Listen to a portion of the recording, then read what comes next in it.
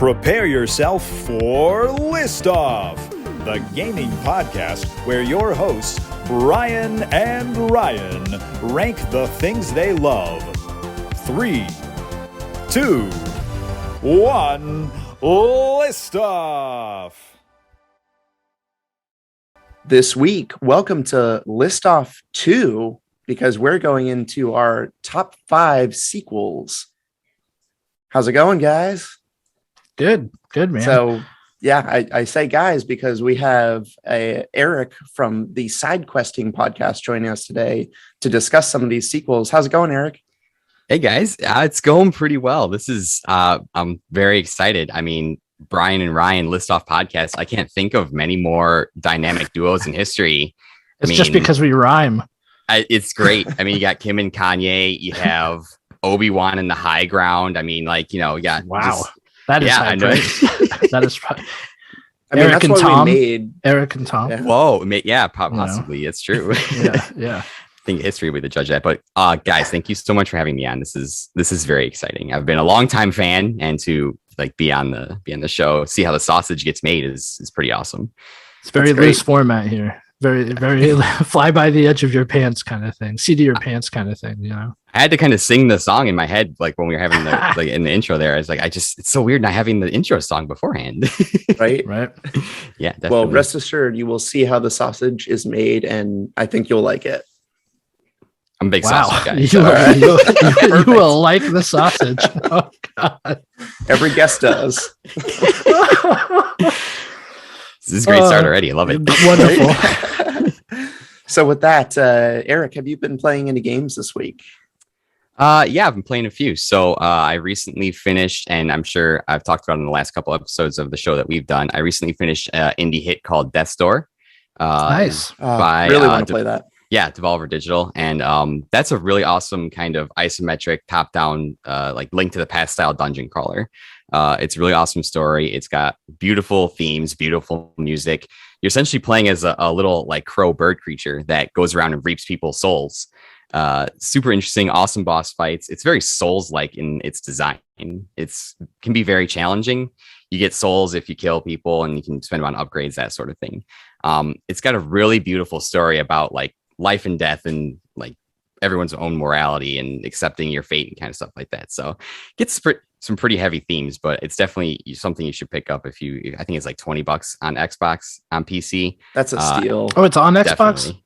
Yes, it is. Okay. Yeah, I signed up for the $1 Game Pass because I thought it was going to be on there, and it wasn't on there. I was a little disappointed that it wasn't on there, but you know. Yeah. And I can't imagine that they wouldn't port it to the Switch. It just seems like such a obvious Switch game. So I've been playing that. I've been trying to finish up. I've been playing for the better part of 2 years, playing Octopath Traveler, trying to finish that. Oh, and, wow.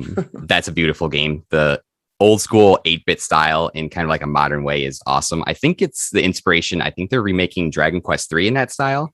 Yeah. So that's pretty exciting. If you haven't played Octopath, if you're in the mood for just a really good old school style RPG, pixelated RPG, I would definitely recommend Octopath. But I've put 70 hours into it. I'm still not done. So it's definitely quite a grind. Have you done a lot of side quests, or is that it's not mainlining it, right?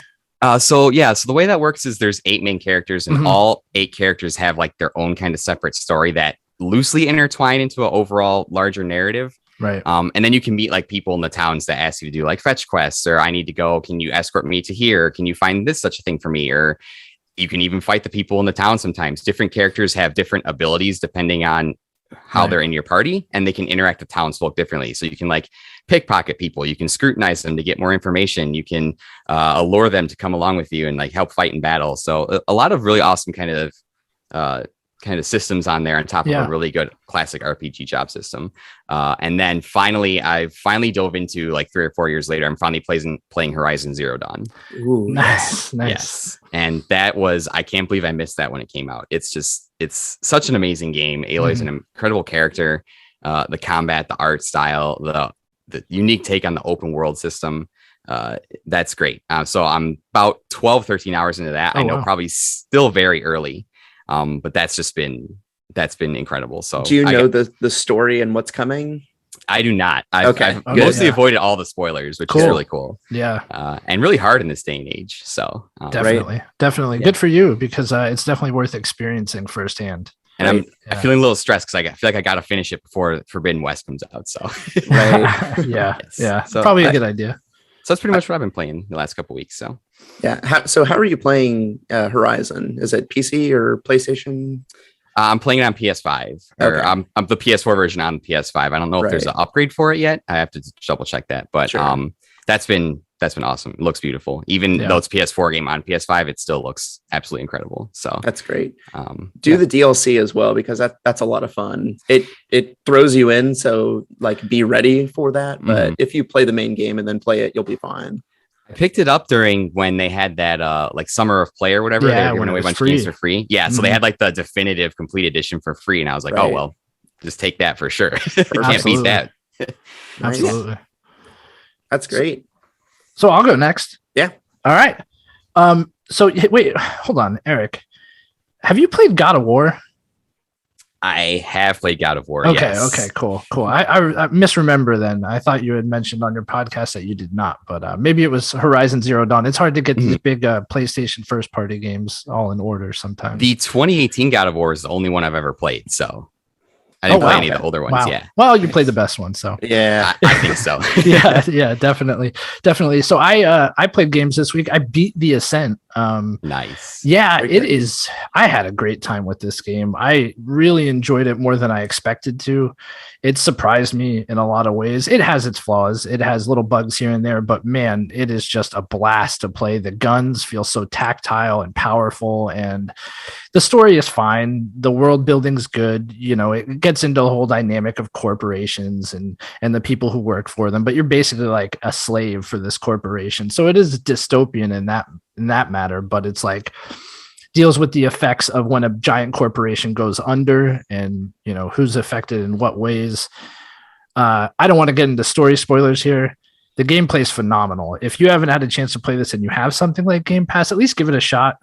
It may not be your thing. The twin stick shooter aspect of it was a little odd and difficult to get used to at first, but it eventually just becomes second nature.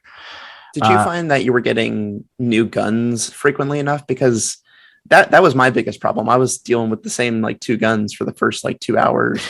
Yeah, it opens up after that for sure. Okay. One of those guns, the Dread, I really liked though, so I was cool with it. Maybe that helped me get through that beginning part. But yeah, no, you definitely get there's a wider arsenal that becomes available to you. In the later hours of the game. Yeah, it's pretty awesome. You could get a minigun that shoots rockets, for example. So I actually got that one. That one is just phenomenal. It's slow to get going, but once it's going, it's good. Yeah, that statement alone sold me on the entire game. So nice. Definitely. And the aesthetic, it just like drips style. I mean, it's very Blade Runner, you know, in its appearance and art style, but man, does it nail it. Everywhere you go. I just always wanted to see what was around the next corner, because there's always something in the background or like in the level underneath where you are that just draws your attention, and it's really cool neon, you know. It's all so well done. But other than that, I played a little more Psychonauts 2. Nice. Which is good. Yeah, it's good. Yeah. You know, I'm enjoying it. I played it is a video game. I will probably beat it. It is a video game, correct? I only played like an hour or two more.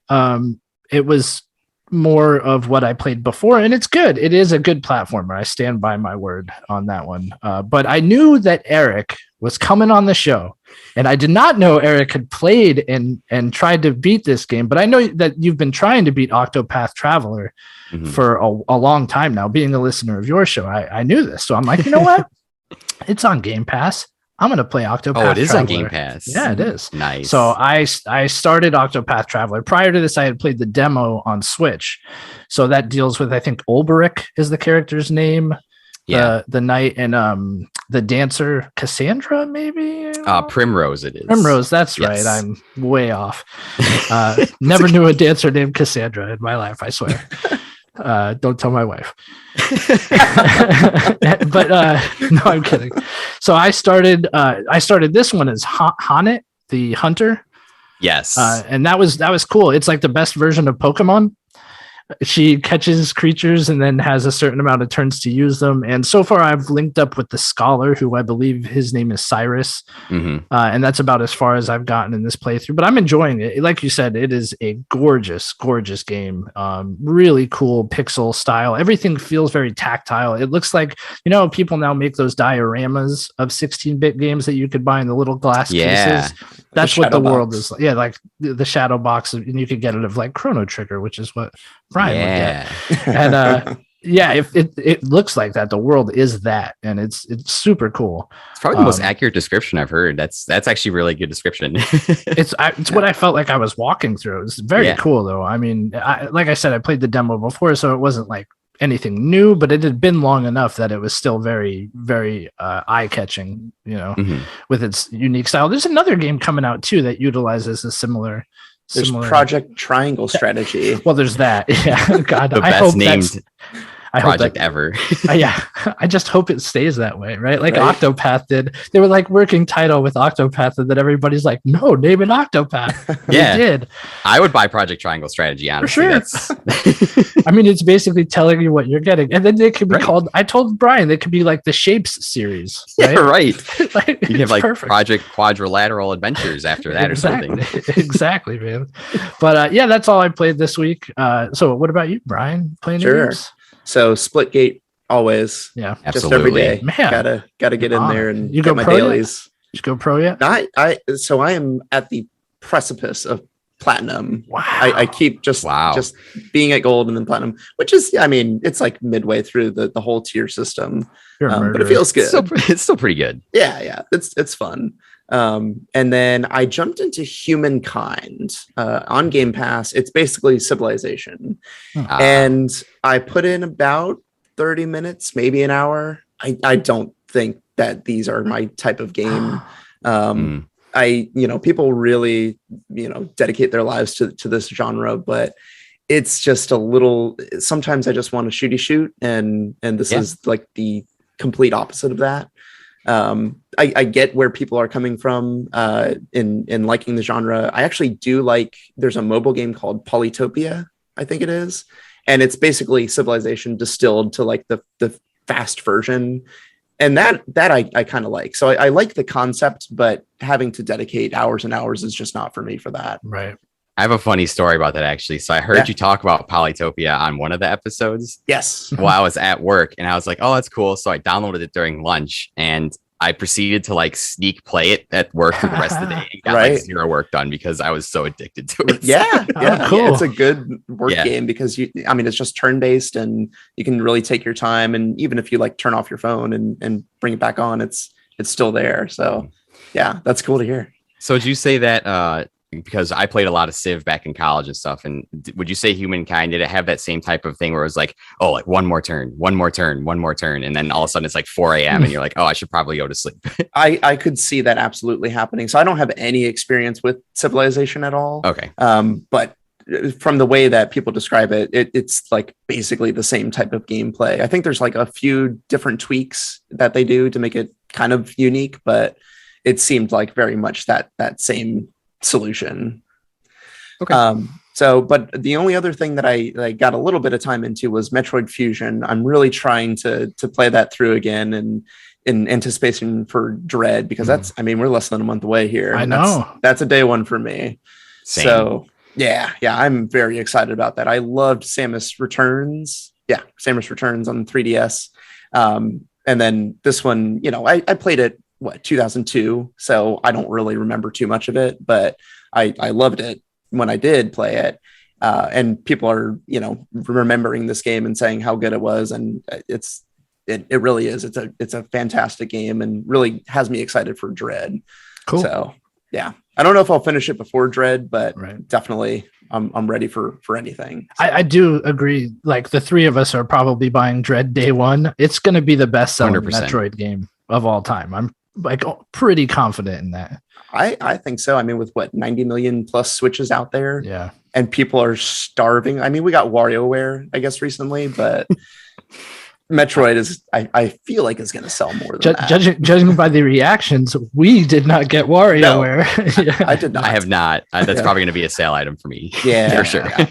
I would play it, but I'm not going to spend. I think it's even $50, but I'm just not. Yeah. Yeah, I think you're right. I think it's just a perfect storm. Like you said, 90 million Switches, and just we haven't had Metroid in so long. I think that's gonna be huge. I'm very excited for it. And Fusions was my introduction to Metroid, so I'm super stoked that you're playing that. Yeah, I missed Super Metroid. Like I missed all those, like the GBA one and the original Metroid. So I played it first on Game Boy Advance. So nice. Well, Fusion was after Prime, right? They were the same year, I want to say. Around the same time, I think. Yeah. It was like a kind of a joint release, honestly. Yeah. But you played Prime, right? I have not played Prime. Oh, you should play I was Prime. kind of hoping they would do, and Tom and I have talked about it before, like we would love a Prime trilogy on Switch. Like I feel like that's a no-brainer. But so there are rumors that it's done, and they're just waiting to release it as like the lead into Prime 4. Which I think is a good idea, Now that whether or not that's true, we'll see. But I think they have to do it. I mean, at the beginning of the Switch, Nintendo had said we want to give you like a big release every month, and they did that for a while, and then they stopped. And it seems like they're kind of picking that up again because WarioWare, Metroid, Advance Wars. Mm-hmm. It seems like they're trying. Oh yeah. Oh wait, Eric's on the podcast. We can talk about Advance Wars. Nice. So excited. For sure. But yeah, so shall we get into these lists? Let's do it. Okay.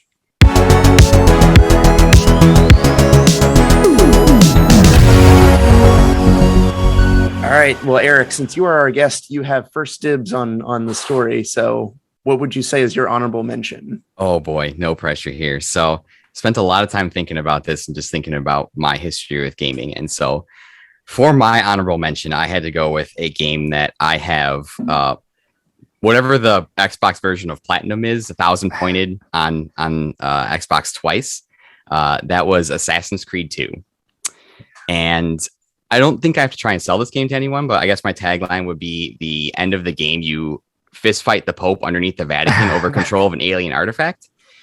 So that's pretty cool. Perfect. I know the Assassin's Creed franchise gets a lot of hate for like sequelization, just putting out like the same game every year over year. But Assassin's Creed 2 really fixed a lot of the problems that Assassin's Creed 1 had, where it was kind of buggy and just stuff with collectibles and just kind of, they knew what they wanted, but they couldn't quite get it there yet in 1. Whereas 2, just they came out with an awesome story with Ezio, an awesome location in Renaissance Italy. It just fixed so many of the problems that 1 had. And it was such a great game that I completed it twice, once with the original and once with when they released like the Ezio collection, I think. Which was like not quite an HD remaster, but just they put them all together and said, here, give us more money.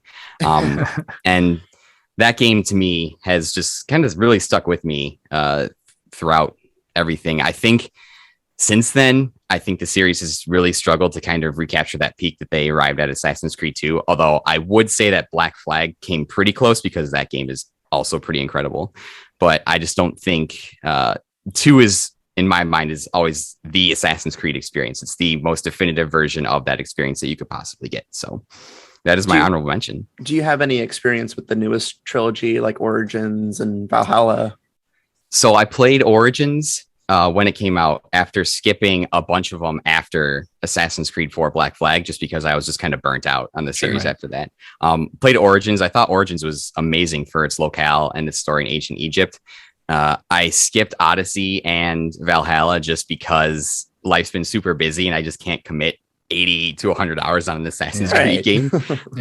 I'm meaning to go back and play them because I've heard they're both pretty. I've heard especially Odyssey is pretty good, but don't have any experience with anything past Origins, unfortunately. Sure. Yeah, and you know what you're getting, right? So when you pass one of those games up, like another Assassin's Creed is coming soon enough, and you can always pick that one up and be all right. There will never be a shortage of the definitive murder simulator. So yeah, right. Yes. We share opinions about the Assassin's Creed games as far as 2 and 4 goes, though. That's good. I think those are 2 definitely the best ones. Yeah. You want to go next, Brian, or you want me to go? No, you go. Oh my gosh. I don't know what to say. Like that ever happens. So I will say, go ahead. I was going to say you should say your honorable mention, but yes, go ahead. I probably should say that. Good one. A good place to start. Yeah.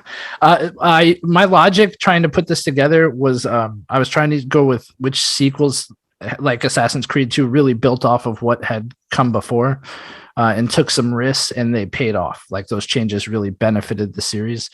That being said, my first game, I just have to get out of the way. Mine are in no particular order. It's The Last of Us Part 2. Everybody knows this is going to be on my list. This has to be on this list. It is. Let's go. Yeah, like I said, no particular order. Otherwise, it probably would be number one. When people think of the original The Last of Us, they all think of that story. They all think of the characters. They all think of the ending. And the one gripe you always hear is the gameplay. It's not that good. It doesn't play that good. The stealth doesn't work that well. The combat isn't that good. And there's still a lot to be said about Naughty Dog and their shooting mechanics, but the stealth in The Last of Us Part 2 is really, really good.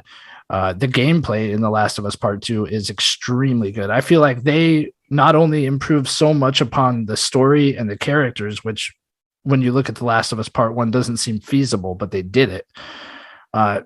They really took that to heart and tried to make compelling gameplay mechanics, and they succeeded in my eyes. It fits this like niche of, if you think back to The Last of Us Part 1, you're walking down a lot of corridors, right? Basically, even when you're outside, it's like, here's a street you get to walk down. And The Last of Us Part 2 did the open field kind of strategy. And I've come to learn that's maybe my favorite form of gameplay, where you're given an area and it's not too overwhelmingly large like an open world game, but it's also not like you're walking down a corridor and on this forced path. And they did it really, really well. You wanted to explore the city. You knew that any abandoned building you were able to get in, there was some sort of little lore or story involved. And this is probably one of, if not my favorite game of all time. Like, it's up there. And it behind Returnal, right? Returnal's not my favorite game of all time. Oh man. I guess PS5 you had. Yeah, it's my favorite game on PS5. Okay. Yeah. Yes, 100%. I try to keep a running list of these for you, so you could like try to call me out. Exactly. Yeah. Oh, really? Is it your favorite game? Tell that to Returnal, Ryan. That's right. Yeah, he brought the receipts. He's like, "Well, I remember an episode this right, this timestamp." No, seriously though, this game is just so good, and the series is so good. And so I think you're right about it's almost like a level almost when they have the almost open world but still contained. It's like a level of like a platformer like Mario 64, where you know that you have a very concentrated amount of stuff that's in the area, and it solves the problem of like Ubisoft games where it's just like, well, yeah, we have all these things, but like per capita it's not terribly interesting. Right. You're finding interesting stuff in these worlds. Yeah, they're definitely wonderfully crafted areas. Right. Yeah. So that's it. That's my honorable mention. That's a good pick. So for a person that hasn't gotten a chance to play it yet, it's definitely on my list to play after Horizon. This was the one. This was the game, not God of War. This was the one. Yeah. And I know my co-host Tom definitely has some interesting opinions on it. Unfortunately, the story has been spoiled for me, so I do know what happens. I won't spoil it on here for anyone else. What happens? No, I'm kidding. No. I don't want to spoil any of the important story beats, but I think just from what I've read about the story and things that have happened, I can't speak much to the gameplay, obviously, but narratively for Naughty Dog to make such drastic story decisions from their first game to their second is that takes a lot. And I think that's really the embodiment of a sequel is to, if you're really looking for a shock sequel, there's not many better ways to do it than Last of Us 2. I know it created a lot of controversy and there's a lot of unfortunate things directed at, especially some of the voice actors, but man, for Naughty Dog just to make those decisions, be like, all right, we're going for it in part 2. That's impressive. That goes with the risk taking. I mean, that's really a huge part why it made my list. And like, it never, some of the risks that people had strong opinions about, it never felt forced. It never felt like you said, shock value, but it never felt like they were doing it for shock value. Everything that happens in this game, like, happens for a reason. Right. There's events that led to that thing that happens. Yes, 100%. Actions have consequences is I think a really big theme. So exactly. Yeah. Yes. Cool. Very good. Thanks. Awesome. All right. Well, my honorable mention, very different. So we might be on a path of not having any shared titles because The Last of Us is not on my list because I knew it was going to be on yours. Okay, interesting.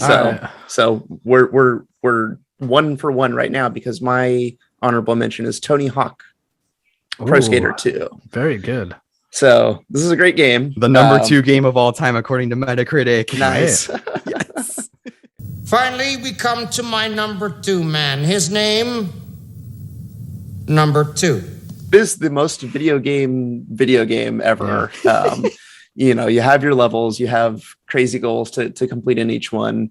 This game absolutely improved upon what the first game set out. It really felt like, hey, we've got a skateboarding game and like we feel like this is the way to do it. And then Tony Hawk 2 just ramped that up all the way.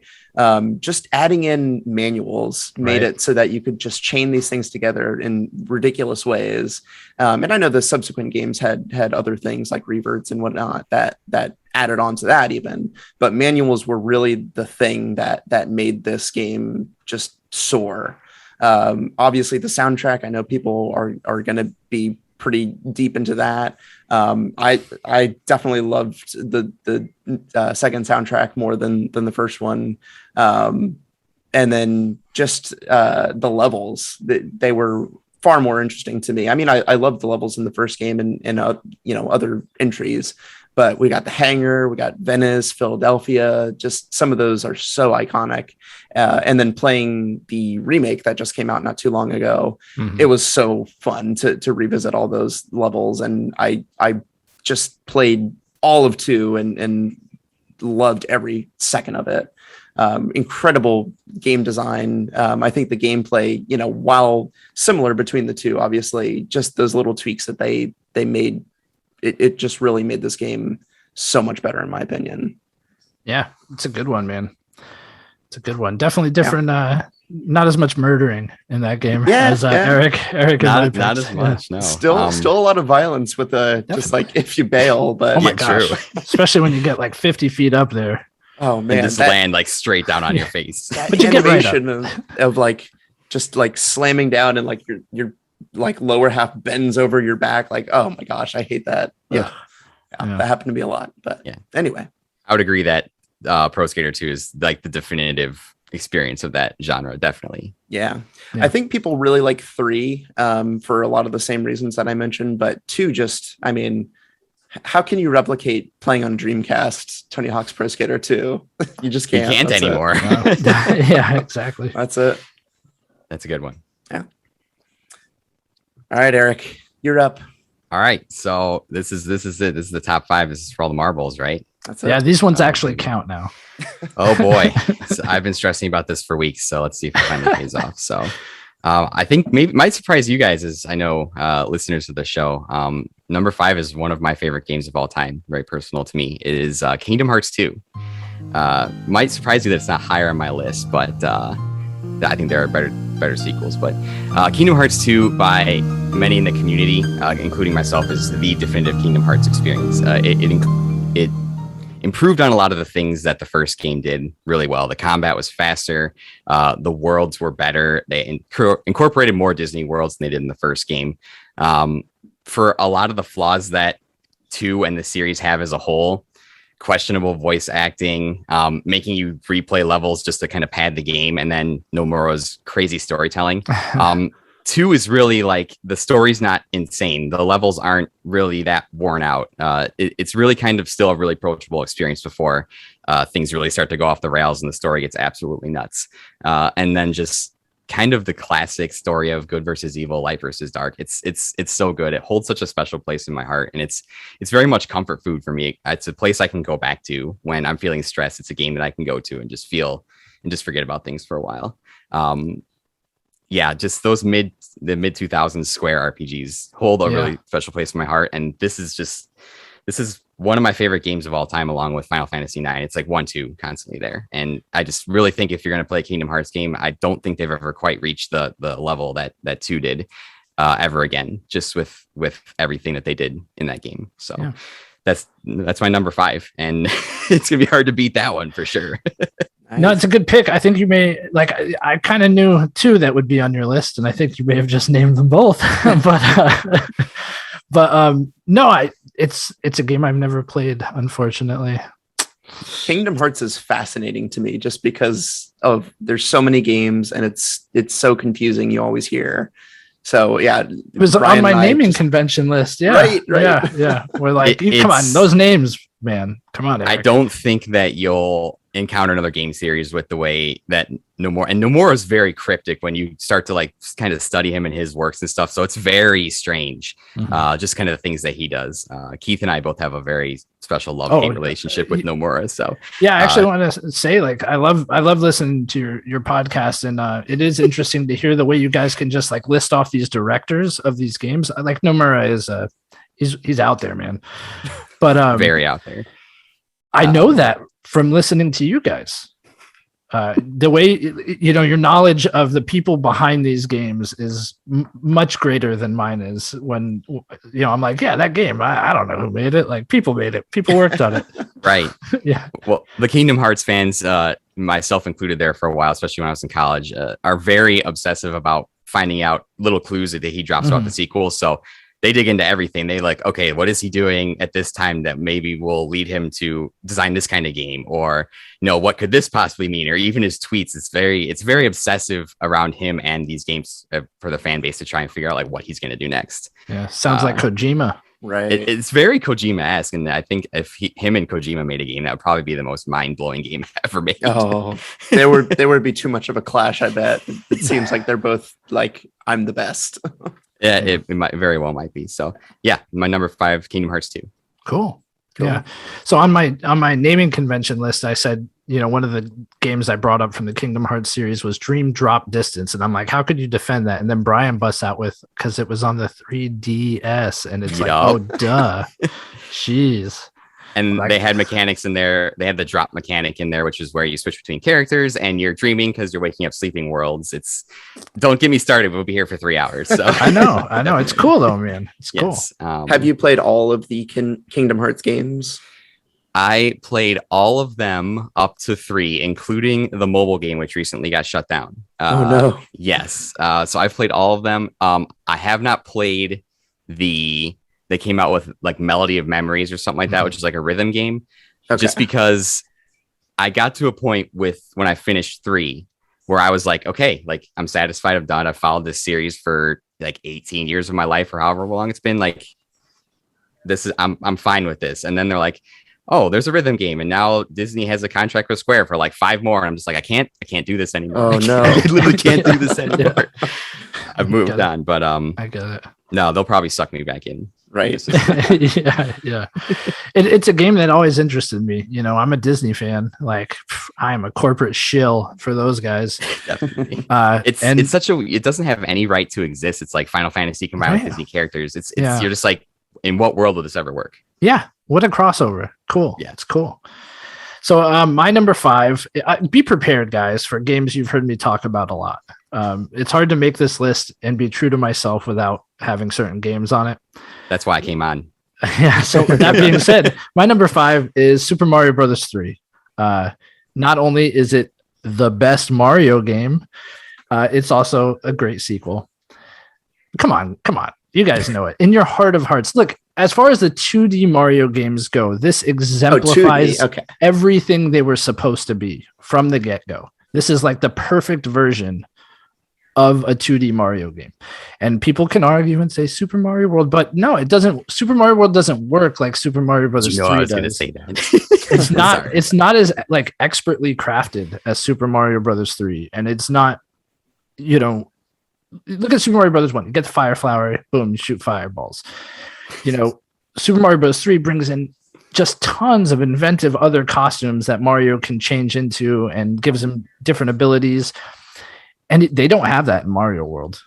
Like, I'm sorry, but they just don't. They have the cape, they got the fire flower, they got Yoshi. Like, that's it. That's what you get. Mm-hmm. So yeah, to me, this is really the best Mario sequel, the best 2D version of Mario, and it had to be on my list. I love this game. It's everything I ever wanted a Mario game to be, aside from Sunshine, which didn't make the cut, unfortunately. It was a close second. Oh God, don't say that. It's awful. Sunshine's great. Oh, geez. Have you played Sunshine, Eric? I played it on the 3D All Stars that came out. I did. I had a lot of love for it, but I found by the end I was just super frustrated by the camera and stuff, and just kind of a lot of the standard things that people complain about. I was like, all right, that's kind of annoying, but I still really enjoyed it. Guys, it's over. I'll leave the chat. That's fine. We're done here. No, I respect Sunshine. It's easy to see the ideas they implemented in Sunshine in the future Mario's going forward, and that was I love it. I had a great time despite the things I didn't like about it. So no, I get it. I don't expect other people to like Sunshine, but just know I do. Yeah.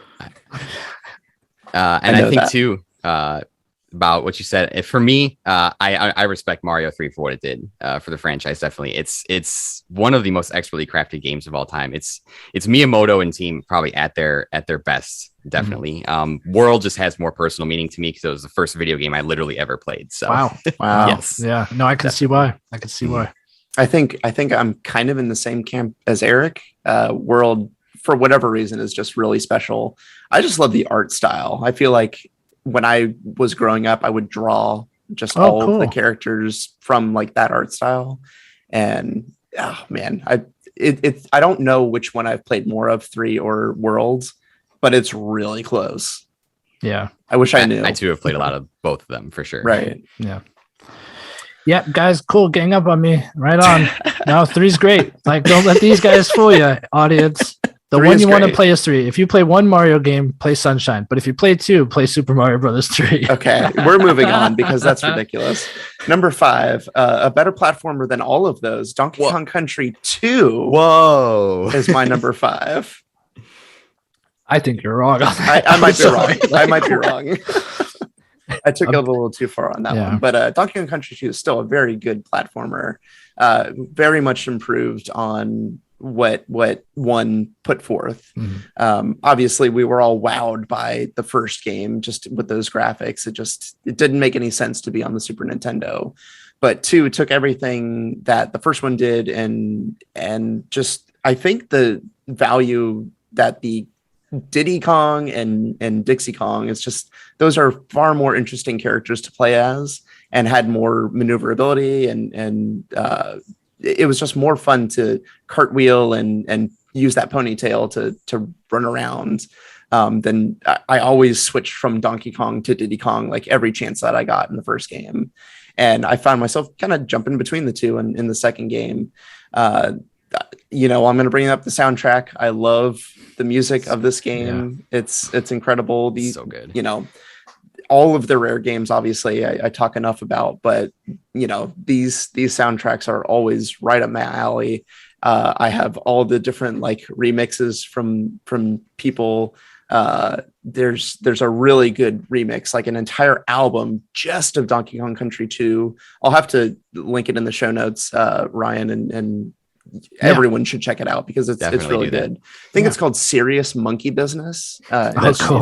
DKC2. But yeah, it's for that soundtrack in particular. I want to gush about this for a second. They have remixes of all the songs, but everyone's a different genre. So you get like a screamo version of one song and then like a piano version of another.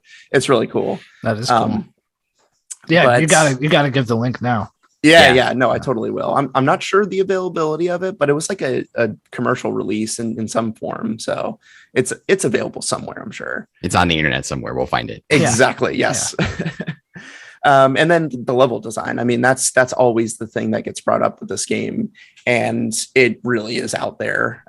Just the worlds that you're visiting, the whole like pirate theme is so much fun to explore with this. Just a joy to play. If you get a chance, the Switch version that's part of Super Nintendo, Switch Online, whatever, is really good. Or a 3DS, they have pixel perfect renditions of it, and those are a really good way to play it.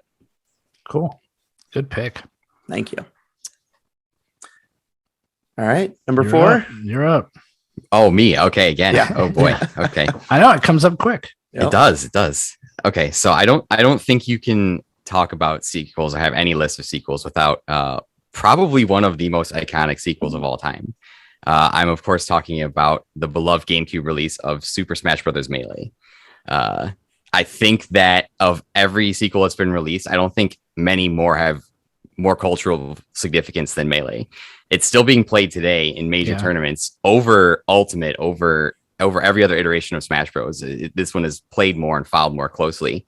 The people that compete in Smash Melee are some of the most legendary people on the scene today. And Melee just took everything that one did and just went crazy with it. They, Sakurai and his team were just like, all right, one was good, but let's just ratchet the speed up to 11 and just go nuts with it. Let's expand the roster. Let's put 2 Fire Emblem characters that no one's ever heard of in the game. Let's toss Mewtwo in there. And I just think from the cultural significance of Melee, you know, to the 1v1 Fox Final Destination, no items. Like Melee is to this day still being played. And I don't think that you can take that away from it. It's one of my personal favorite games of all time. Definitely. I don't know. I played a lot of Smash throughout college and the following years. It's really close between Melee and Ultimate, just because I think I love what Sakurai and the team are doing with Ultimate. Like, it feels really good, but something about Melee is just, it's so much faster. It's so much more just competitive than every other Smash game out there. And I think it definitely deserves a place on the list. The music is amazing. The reorchestration of all the different stages, all the different character themes. It's just, it's great. No, I can't sing its praises enough. Maybe I might be kind of sounding like a fanboy, like a Melee fanboy, but it deserves the praise. I think that's the biggest, like, from 1 to 2 change, like, of most games, if not all. Yeah, bringing up the cultural significance, I think, is important too. Like, kind of a question for you: who's your favorite Melee player, if you had to pick? Like the character that I play? No. Like you had mentioned, it's still played competitively, and brought up absolute superstar. So I actually follow competitive Melee. So I don't think Brian does. No. So we've come up with that before. I don't know much about their personalities, but I really like Hungrybox. I just think H-Box, the way that he plays Jigglypuff, while everyone else kind of just plays like the standard like Fox Falco, I think that's really awesome. In a scene where it's pretty much told him, it's like, oh, you'll never be successful as a Jigglypuff main. He has found a way to be successful. He didn't take no for an answer, and that's really awesome. And I think, I don't remember who did it, but I think maybe it was ESPN or one of the other places did a really awesome write-up on him, which is awesome that, you know, ESPN is recognizing that it's like a thing now. So I like Hungrybox a lot, and his matches are always fun to watch. I like Hungrybox. I like Mango and Leffen too, because I think rivalries are good for esports. So these like more abrasive personalities, Mango is not terribly abrasive. He's just like a train wreck. God, I know that. Yeah, I hope he never listens to this podcast. But let's get him on. Let's get him to come on. Yeah, no, the guy, I mean, he's a champ. Like he just won, I think, I can't remember what tournament it was, but I mean, they're not only the absolute best at this game, you know, it's having a personality that people don't always agree with is good for esports. I think so too. Yeah. I agree. It's such a good game. Such a good game. And I think Brian hit it on the head. For the jump from 1 to 2 is just something like we've never seen before. And not every sequel needs to do that. I think giving you more of the same in a sequel is fine. I love the original Gears of War trilogy because they give you just more gears every sequel. It's not really drastically different. But man, Smash Melee is just in a league of its own for sure. For sure. Well, I do want to know what character you like the most that you play as for Melee. Or any Smash Brothers. Since day one, Pikachu's been my boy. Very good. Since the 64 days, I've always gone to him. I have a little bit of shame though, because when Brawl came out, I wasn't really like into the competitive scene a lot. And Meta Knight has always been one of my favorite characters from Kirby. I love his design; it's great. So I played Meta Knight, and then years later, I found out that he was so broken and banned. I thought I was like, "Oh, I'm super good at Smash Bros." But no, I'm just using the most broken character in the game. So I had a little bit of shame. Yeah.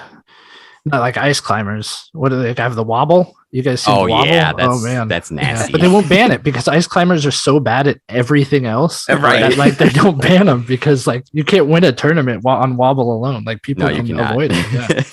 So anyway, and all right, Smash Melee, right? We could talk about that for hours. Oh yeah, definitely. There's a list there somewhere. I know it. Oh, for sure.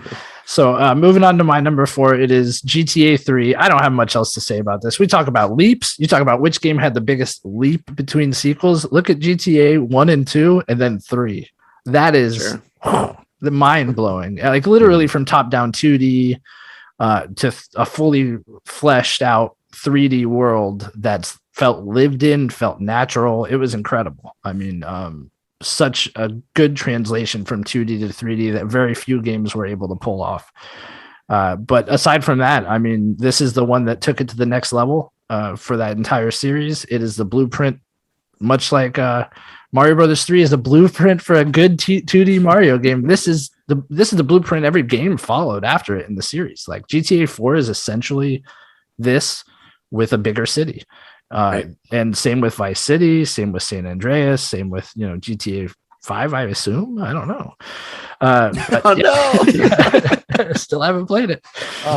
But yeah, I don't want to go on and on about it. You guys know how I feel about this game if you've heard me talk about it before. The big thing also that you mentioned in other games is cultural significance. And this is like the quintessential version of that, because the world just went crazy for it in good ways and bad. I mean, this is where a lot of like legislation was trying to be pushed through, and like these video games are causing enormous gun violence. And yeah, I mean, actual studies had been performed, and now we have results of those studies and can see just what's going on. And it's not video games, but people choose to ignore those studies. Right. Say it is anyway. Yeah. So, but yeah, I think just the fact that it has reached those levels and kind of continues to reach those levels, even in just the video game space broadly, it's crazy. It makes it like kind of impossible to imagine what the next GTA will do, because they always try to push those boundaries, that envelope. And what are they going to do now? Yeah, rest assured they will release the next GTA another 11 times for sure. So that's right. Yes. But 3, I think, and that's something I was going to bring up too, is just the cultural significance of 3, following in the footsteps of the games that caused the panic before it, such as Doom and Mortal Kombat. Right. I remember this was on the news in the morning when I was a kid, that they were reporting about this awful game, like Grand Theft Auto. That was the first time I ever heard of it. Made you want it more, didn't it? My mom wouldn't let me get it, obviously. So I was still too young, unfortunately. But looking back on it, I don't think you have any discuss. Like GTA 3, I think is very important to Rockstar, because I think it really made Rockstar what they are today. Definitely. Totally. Yeah, it's true. I just remember one of my first memories of this game was playing a mission, and they were very clear. You need to go kill this guy. We're going to give you a bat. Just, make sure this guy doesn't see the light of day.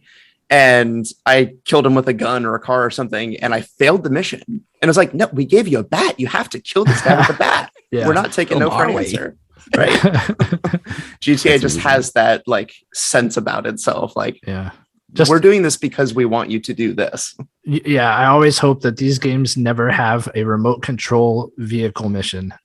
Ever again. Those are the worst ones, when it's like, hey, here's a remote control car with a bomb. Oh, here's a remote control helicopter with a bomb. It's like, no, please don't make me do this. Please. That was bad. Yeah. All right. Well, moving into my number 4, we're going to be 3 for 3 here so far, Ryan, because mine is Mass Effect 2. And this one can't appear on your list because you haven't played it. So there's another one on my list. That's right. Yeah. Very good. I have not played it either. So. Oh, wow. Okay. Yeah. Okay. Have you played 1? So I bought the trilogy for PS3, and I got like halfway through 1, but then life just kind of derailed my plans for playing it. I never went back to it. So okay. So this is kind of off topic, and I'm sorry to interrupt you, Brian. Yeah. Am I the only one who didn't put the second entry on my list here? Because you both have so far only named second entries, right? So I mean, I asked you that, and we said, privately, like, whatever sequel. It doesn't have to be the second in the entry. But we haven't said it for the listeners yet, so I think it's important to clarify. Like, I do understand how numbers work when I say GTA 3, right, and Mario Brothers 3, but I didn't mean to do that. It was just that's how it panned out for me. So for your entire list. Well, no, maybe you'll we'll see. We'll see. Yeah. Okay. All right. Sorry, guys. Not to jump ahead. All right. Sorry, Brian. But anyway. Thank you for dealing with me all the time. Every episode, man. I swear I interrupt this guy so many times. Oh, you're good. You're good. Fills the time. So Mass Effect 2, this is definitely an example of they took a really great idea for the first game, and I love the first game. It's got some problems, mostly in gameplay. I would say story is fantastic. characters are fantastic, and you're dealing with a lot of the same characters going forward in the sequel. But man, do they ramp things up with this one. The gameplay is fixed. I think they still improve upon it in the third game, but the second game feels like a modern experience, whereas the first one, not so much. It's a little difficult to get through that. You still should, because it is a trilogy, and as everyone knows, this game series is all about the choices, and they lead from 1 all the way to 3 in big ways, I would say. And then 2 really makes that understood. The choices you can start seeing from the first game, how they're affecting your playthrough. And then that just spurs you on to then say like, okay, well, this actually matters. I'm going to make these choices so that the third act of this, I can really see what's going to happen. There's some debate about the end of this whole series. I'm sure people who have followed it know, which they fixed some things. But for the second game, it's absolutely the best in this entire series. I am excited to play the trilogy when I find the time. But the gameplay improved, characters, I would say, are improved. Even though you have to, in the past, buy some of them, they were DLC. I think they were absolutely worth it. That was one of the few times in my life where I actually plunked down some money to get additional content.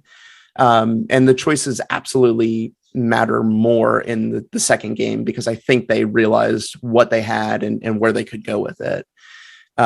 The notorious suicide mission at the end of this game is so much fun. If you do nothing else, play number 2 and experience this last mission, and you will be better for it. Don't you feel like if you wait long enough, it's going to be on Game Pass? As a new Xbox owner, I have that feeling. Like, really? Why? Isn't it EA?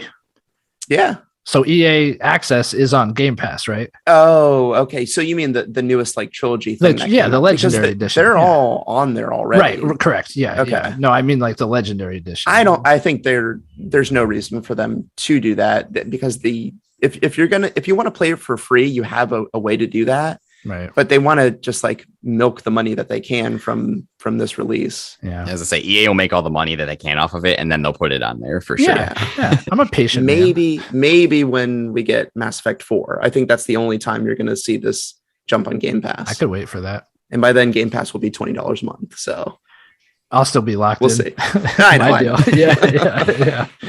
Yeah, I've always heard how 2 is like, again, like the definitive Mass Effect experience. That's what people always say. And I think that was part of the reason why I never got to it, because I really wanted to play the trilogy and experience the whole story. But 4 or 5 years later, after they'd all already come out, I constantly heard like Mass Effect 2, like that's the one, like you just got to get to Mass Effect 2. And that was just, I knew that game was on the horizon. So it made Mass Effect 1 like more of a slog, because I wanted to get to Mass Effect 2. I see. And Mass Effect 1 did have like the obvious like gunplay and a little bit of mechanical issues that made it a little more challenging.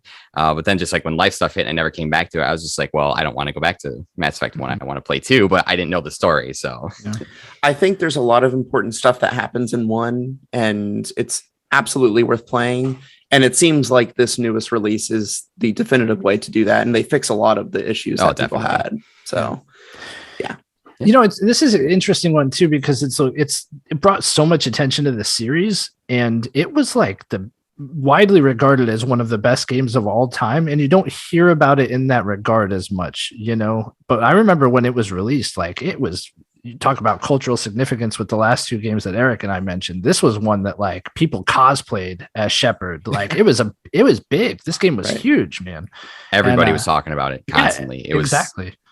So I think I think you might not hear about it as much because it's earned its right. It's just there in the pantheon. I don't think anyone like debates it to like leave that basically. True. Yeah. Definitely.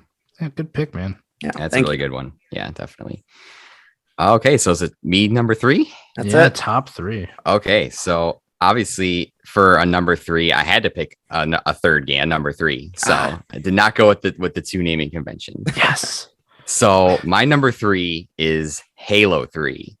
Now, this is super close because I think I love the entire Halo trilogy, and I'm 100% Halo apologist for I'll fight anybody on how important Halo is. 2 is amazing and 3 is amazing. I just picked 3 because I think that if a game's going to be a sequel, and if it's a sequel that concludes a trilogy, like you have to close it out right. And man, you got to finish the fight. Yeah, essentially, yes. There you go. The marketing worked. Yes, it did. And like that guy, I think a guy like got a tattoo of it to like debut. So that like was for date or something, right? I think E3? that was for 2. Oh, was it 2? It was one of the like producers or director even. I forget, but he got that because he was so confident. Like, yes, this is coming out on this day. Bold choice. I mean, I would definitely wouldn't do that for today, seeing how often games get delayed. But you have to get that lasered off a couple times. But yeah, I think Halo 3 just concludes the trilogy in such an incredible way, from the campaign, the epic story of Master Chief versus the Covenant, that epic Warthog escape from the Ark exploding at the end of the game. Like that's a top 5 gaming moment for me. It's just so legendary. The planet's exploding around you. You're driving and trying to get to the ship to escape.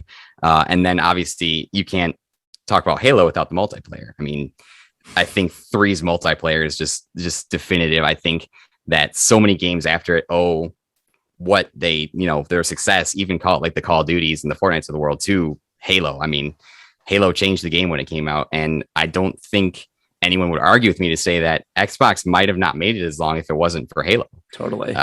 They, I think, only sold like 20-30 million units versus PS2's 150 or how the juggernaut that was the PS2. So yeah, if you're going to conclude a trilogy, look at how Halo 3 did it. Just the campaign, the multiplayer, the Forge, just the kind of online community that they built that's still going to this day. You can still play Halo 3 online. And for a lot of people, that's like the definitive way to play competitive Halo. So that was such a big one for me, because Halo 3 was really my first online gaming experience. It was the first time I ever got Xbox Live. It was my first time as like a small, like 14-year-old boy, like playing online with people and be like, hey guys, what's up? And then they tell me to shut up because I'm just terrible at the game. I think that was my first online foray. Like, yes, I'm going to get Xbox Live. I'm actually going to pay for this and go forward. And I was thinking about this too when I was coming on this show, Brian, because I know that this has been brought up before multiple times on the episodes, that you play inverted controls, right? Oh yeah. So don't ever let Ryan take that away from you, because some of the best Halo players I know play inverted, and they are absolute gods at this game. So that's it. Wow. Keep fighting the good fight, my good man. I see where I fit in. I have this whole trilogy here. I'm a not inverted player. I just can't do it. So the people that can play inverted to such a high level, I just can't. It blows my mind. So well, it's all in good fun, but like inverted's wrong. It's a plane. I don't think Brian will ever let me talk him out of it. Like, would you? Well, I guess I gotta play regular controls now. Will not cooperate with that for sure. It doesn't work, as you probably understand. Yeah, absolutely. It was funny having Brian physically here and then handing the controller off to one another. Was like, what is going on here? Wow, how can you exist like this? Come exactly. Yes, profanities may have been flung around the room. I don't know. That's amazing. I was very heated. But I want to bring up Halo 3 that was one of my, I think when we did our top 5, like one of the moments that we were talking about, the Scarab battles were just so much fun. Where you're just getting on these huge walking, crawling monsters they're robots. And just like, it's kind of that open arena, and there's just this huge monstrosity in the middle, and there's a war going on just everywhere, and you're having to get all the way to the top and then disable this thing, and just a cutscene plays. That was so much fun. And I really think that since Bungie kind of let the series go, it really hasn't been the same, because there's something about Bungie as a studio and even if you guys have played kind of Destiny and Destiny 2, like their gunplay is second to none. Like they have their guns just feel so good no matter what they do. Yeah. And just the way that Bungie crafted these epic set pieces, like you said, the Scarab battles, I've played Halo 4 and 5, and I think they're good games in their own regard, but I don't think they've quite reached that level of what Bungie was able to do. Yeah. I think you're right. I think it really is a toss up 2 and 3 for me, but I think you're probably right with 3 being the top of that. That's it's any given day. That's not the popular opinion too. The popular opinion would be 2, right? Like I think that's what most people would regard as the better sequel. It definitely had the hype surrounding it. Yeah. Like, and 2 is super important because it it was really like the first game that I remember you like being able to play online with people. And it was the big, like, that was the thing, is like, oh, you can play Halo 2 online with your friends. Like, right. No one had ever heard of that before. I think the big knock against 2 is it's a cliffhanger, and people were very upset about that. Yeah. So just wait 3 years and we'll tell you what happens. Nice. So I'll just sit back and let you guys talk about Halo because, I'm not the Halo guy. I do have to say, though, the gunplay is great. And it's interesting you mentioned that. Splitgate does a good job of nailing that as well. And I think I said on a few episodes ago, I really don't like first-person shooters compared to third-person, like action games. And it's because of that. It's because, like, sometimes it's just off enough that the gunplay doesn't feel right. And Halo never had that problem. Halo never had that problem when Bungie was running the show, for sure. Right. I like one thing about Splitgate. They came out a couple of days ago and they said they're going to have Forge mode before Halo Infinite. And I thought that was kind of a nice shot across the bow. So that's awesome. Yeah. Very good. Good pick. Top 3. Here we go. Are you ready? Let's do it. Breath of the Wild. Oh, yes. Yeah. This was taking risks, something that this series had not done in a very long time. And I'm not saying it was faulty that they hadn't done it. Legend of Zelda games have always been some of my favorite games. I mean, even those ones that are that copy and paste kind of gameplay and mechanics and storyline. But Breath of the Wild decided it was going to try something new. And I think it's also from the original game, right? What is it, 30 years till we get Breath of the Wild, something like that? I think so, because I think this is 35 for Zelda now or something. Coming like up, that. it's 35 5 years ago or something like that. Yeah. So you look at like what the original game was, and it drops you in this world. It's like, hey, here you go, figure it out. And you have to figure out how you get your tools and where you go after you beat the first dungeon, and like, where are all these other dungeons? Oh, I'm not powerful. It is that trial and error. And the other games in this series very much deviated from that, and it's very clear where you go next. You're told where you go next, whereas Breath of the Wild does that thing the original did again. For the first time in 30 years, it drops you in the middle of nowhere and says, figure it out. Like, this is your world, figure it out. And I think for being so true to what the original idea was, but also taking such a huge risk because it hadn't been done in 30 years. And the world they could create is so much larger and potentially more confusing than that 8-bit one from 30 years ago. This was a huge jump off a cliff, and it worked out in the best ways possible.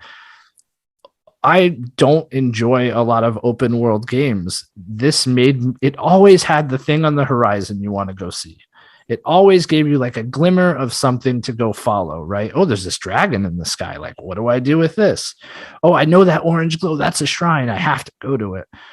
And I think it is possibly the best way any game has incorporated an open world mechanic. And I absolutely love this game. And it is absolutely one of the best sequels of all time. So, Ryan. Yes. I don't get to bust your chops too often. Oh, Jesus. But what is Breath of the Wild a sequel to? Legend of Zelda.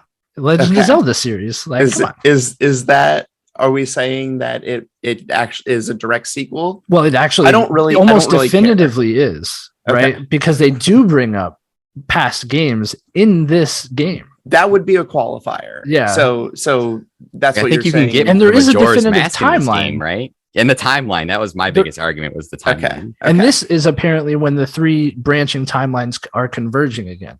Okay. That works then. Yeah. So like, no, this is a sequel. Okay, good. Bust my chops no more, Brian.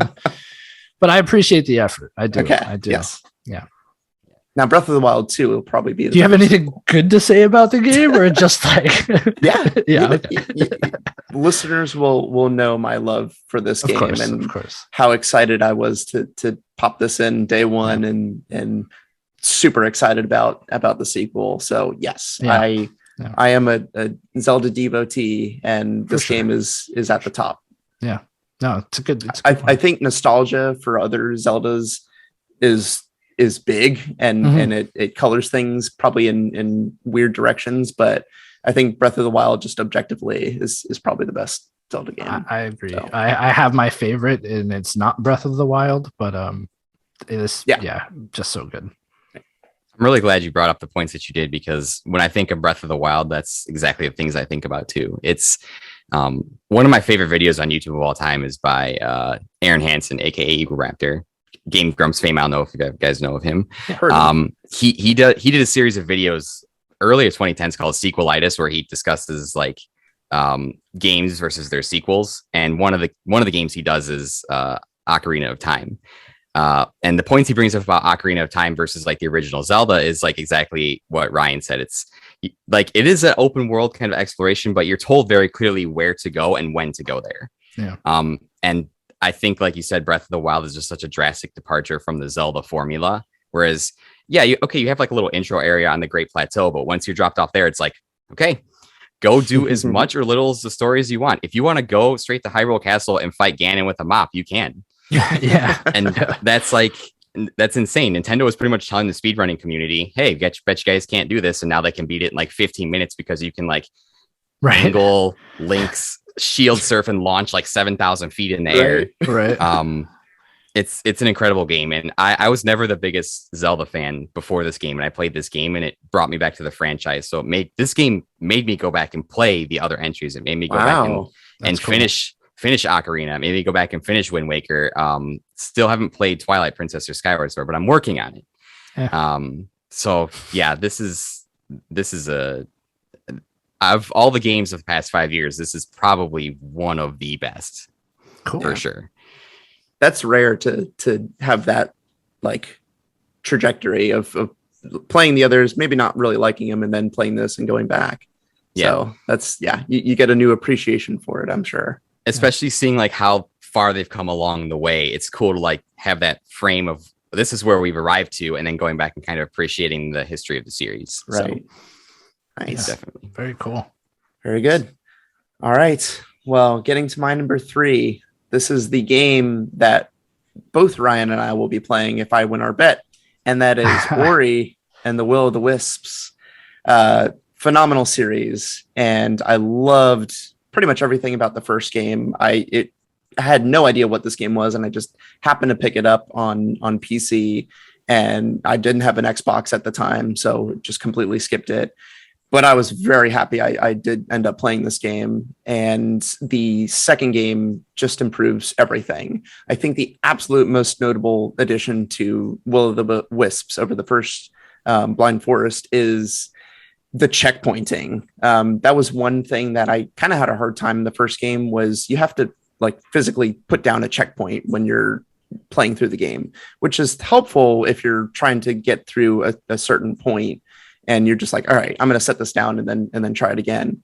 But it was really bad if you forgot to put down a checkpoint and died and had to go back like an hour or so. Mm-hmm. So this game fixes that with some auto checkpoints. Gameplay is better. It's you don't have too much weaponry in the first game. It's very subdued. This game definitely gives that a much better feel.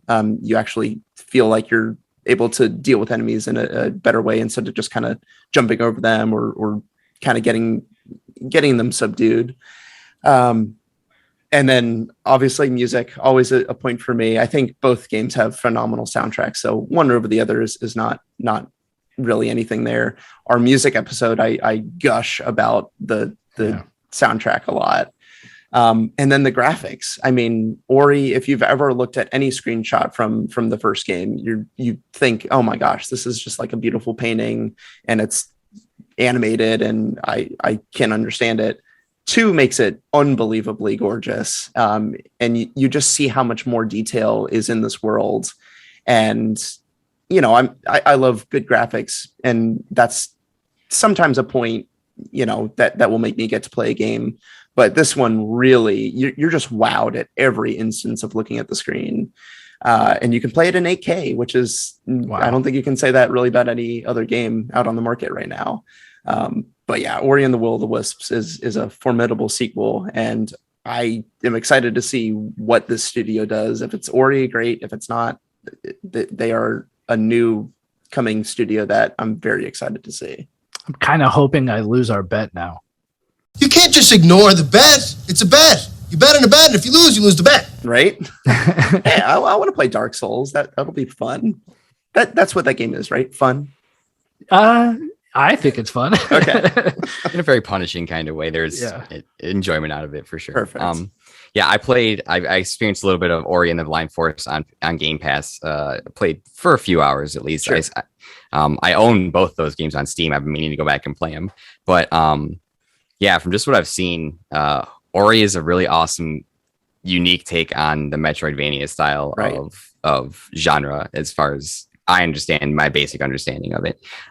Yeah, so from what I've seen of Will o' the Wisp, it just like takes it up to the next level. And these Metroidvania games now, it's like I really hope that Dread can live up to how some of these are. Like Ori is really good, Hollow Knight's really good. Yeah. Like so it will, because it says Metroid. I think that is going to just like elevate it to levels, and that's kind of all it needs at a certain point. For sure. It'll always be an interesting take on it too. I think just by having that sci-fi setting, it benefits a lot from it, because Hollow Knight's not that, and Ori's not that, and you know, who doesn't love a good sci-fi? Right? Sci-fi is big these days for sure. Yeah. So play The Ascent. It's on my list for sure. It's definitely on my list for sure. Yeah. All right. Are we on the number 2 then? Yeah. On number 2. Okay, so I don't think you can do a 2 without a number 2 stuff. Gosh, you keep making my list illegitimate, man. No, I'm kidding. Yeah. For me, my number 2 is a game I played recently. I missed. It came out several years ago. It's got to be Uncharted 2, I think. Wow. I think that the Uncharted series is incredible. Naughty Dog really had something there, just of their action adventure, essentially male Tomb Raider game, right? And Dude Raider, exactly. Uncharted 1 was fun. There were obviously a lot of issues with it. The pacing was a little weird. The controls were a little wonky. The climbing and the gunplay weren't necessarily the best. All problems which have been more or less fixed in the HD collection, the Nathan Drake collection. But man, 2 is just, I don't know what they were on Naughty Dog when they made 2, but it's just the pacing, the gunplay, the story, the character development, the voice acting, just everything about 2 is incredible. And just like whenever you think it's coming to a lull, like kicks up again, it kicks up again. And the slow moments are perfectly interspersed with the action moments, and just the set pieces are so huge, whether you're like driving trucks on the side of a mountain, or the game starts with you hanging off of a train. And you climb back up and you're like, what the heck is happening? Like, how is that to start a game? And that's absolutely incredible. So yeah, this was really when Naughty Dog was hitting their stride for sure. And I think I haven't played 3 and I haven't played 4. I've heard 4 and 3 are both pretty good, or Lost Legacy. But from what I understand, and so far for me personally, 2 is definitely the best for sure. Ooh, you got some games to play. I've played a lot of games to play. And like, I actually agree with you, Eric. I have played those other games, and I think 2 is probably still my favorite from this series. It's and I'm glad you brought up pacing. That is probably why I like 2 better than the other ones, because 2, just like you said, it doesn't have those downtimes. It doesn't have those moments where you're like, yeah, let's get to the next action sequence, which sometimes 3 and 4 suffer from. I mean, 4 is like, it's like 40 hours long. 4 is, it's really long. It's a little too long at times. I think the Uncharted 2 is what, maybe 15 at most. 15, 20. Yeah. I just messaged Brian this week how like the sweet spot for times to me is between 10 and 20 hours. It is like, that's what I want from a game, you know, and because you don't get those lulls. And man, Uncharted 2 is just so good. It is tip top. Absolutely agree. Yeah. Not on my list. Wow. What? Interesting. Yeah. And no Uncharted's are going to be on your list if what you hold. No Uncharted. What you just say. Interesting. Yeah. Well, I felt like if I was going to make a list based off of that risk and the big leap, right? Like 2 was phenomenal, but it wasn't the hugest leap from 1, right? Definitely it perfected what 1 wanted to be. But yeah. And that's what I feel like a lot of the games on my list are, is like the sequels have become like the first game kind of knew the direction they wanted to, but then the second game really like, okay, we've arrived. This is what this is. This is what it was always meant to be. So sure. Oh, and I 100% agree about Assassin's Creed too. Like that is definitely did what you just said. Like made it what the dream was, right? Definitely. Yeah. Uncharted 2 is what the dream was meant to be. Yeah. Good pick. So my number 2 is not a number 2 in this series. It's a number 12. So it's I mean, technically, it's the number one. It's Metroid Prime. Oh, Okay. So I guess technically it is a number one, right? that's But- fair. Right. It's really not. It's a sequel in my eyes. And oh man, how many people thought Metroid would work as a 3D game? Oh, Probably yeah. zero. Nobody. Nobody. Even the Nobody. creators were like, I don't know if this is going to work. Yeah, it worked, and I think it took the series to just such awesome heights. We've talked about it so many times on this show, Brian, and Metroid Prime is just I can't think about the game without getting just so amped. I want to play it. Talon Overworld is just playing in your head Yeah. right now. Well, and you want to talk about just- the music. You've been bringing up the music a lot, and that's true for this game. Absolutely. But I visualize when I talk about this game, I visualize all the different parts of that world because it was so vivid and so well thought out. Right. And it was just beautiful. It's a beautiful game, expertly crafted. And to not only take the risk of making one of the best 2D games out there, Metroid, into a 3D game, it's a huge risk. And they did it to perfection the first time. That's the crazy part. And they gave it to an American studio. Right. I think that's even more. And nobody knew what retro crazy. was at that Right. point too. It's not like we think of retro studios and they're a good developer, right? That was not the case then. I mean, it Yeah. is incredible that this game was what it was. And it's perfect. I love Metroid Prime. Yeah. I just think it's I mean, it's I'm excited for Dread, Yeah. but I'm real excited for Metroid Prime 4. Same. I was so happy to hear Retro was taking back over. Yeah. And I just I take as much time as you need, give us that experience and everyone will be happy. Yeah. Yeah, I think too, when you talk about, especially recently, happy birthday to the GameCube. I don't think you true. I don't think you make a list of best GameCube games without Metroid Prime. Absolutely not. Yeah. It's that is probably that, and Melee and Sunshine, probably the peak of that console. I mean, and it's unfortunately something I'm embarrassed to say that I haven't played. So I'm definitely gonna have to catch up on this trilogy before 4 comes out. I was hoping that they would do a Switch Online GameCube or a Metroid Prime trilogy. So I'm really hoping that they do They something, will. They will. something like that for the Switch. I think they did the trilogy for Wii U or something like that. Wii U, they did. Okay. Actually, no, they both Wii and Both. Wii U. Okay. Wait, Absolutely. They did the trilogy? Not as a package. Yes. 100%. Metroid Prime I had trilogy? it. Wow. Interesting.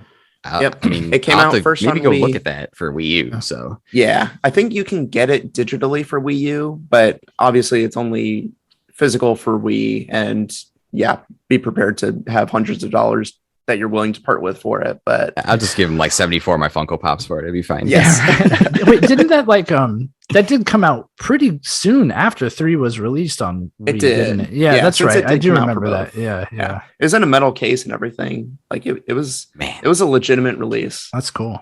Yeah. Yeah. it's a good That one. Wii U. Alrighty. Miss that Wii U. Yeah, kind of. I kind of do too. It's Yeah. got Dreamcast vibes. Right? That thing was pretty cool. It was I mean, cool. it had you want to get all the Zeldas. Yeah. It has them all. You can I play thoroughly enjoyed it. all Yeah. of them. I thought You the can Wii play U was a every good single console. Zelda on that thing. Well, I was crazy. talking to Brian too. We were mentioning there's a Castlevania Advance collection possibly coming out. And I was like, man, it'd be really cool if they could remake some of those DS ones as well.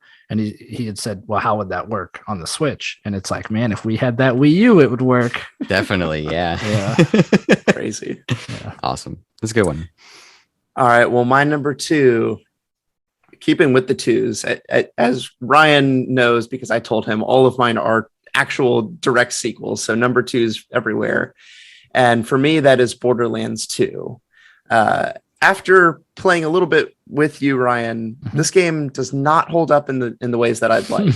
Yeah. And three is a good game in certain respects, and it fixes being a modern game in ways that 2 kind of fails at this point. But man, when Borderlands 2 came out, I was really amped to play it. This is absolutely a case where they didn't have anything for Borderlands 1. It was just we're going to make a shooter. We have these cel shaded graphics and, Diablo gun, it's Diablo with guns, basically. Right.